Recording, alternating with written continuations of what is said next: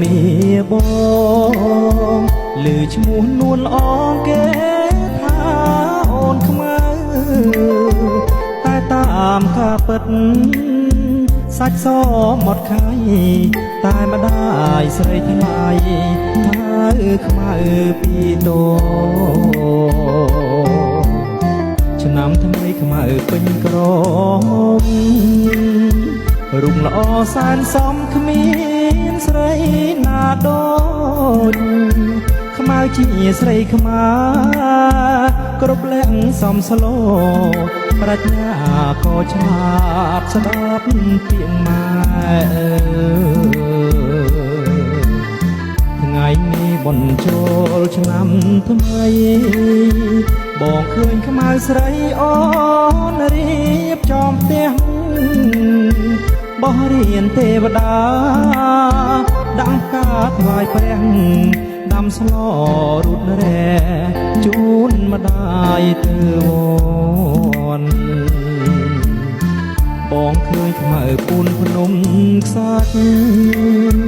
រួចអូនដាក់បាតដងទឹកស្រង់ព្រះ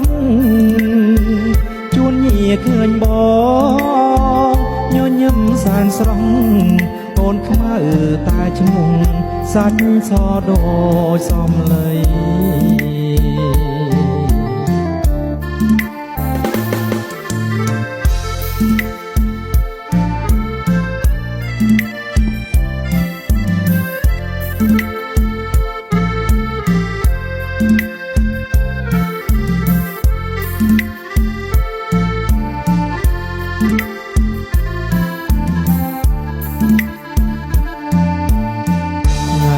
បុណ្យចូលឆ្នាំថ្មី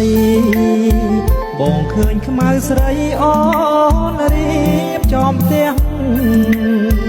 បោះរៀនទេវតាដាក់ការថ្វាយព្រះដាំស្លរូតរែជូនម្ដាយទៅវត្តបងឃើញខ្មៅពូនភ្នំខ្សាច់រួចអូនដាក់បាតដងទឹកស្រង់ព្រះជួនញាឃើញបងញញឹមសានស្រស់អូនខ្មៅ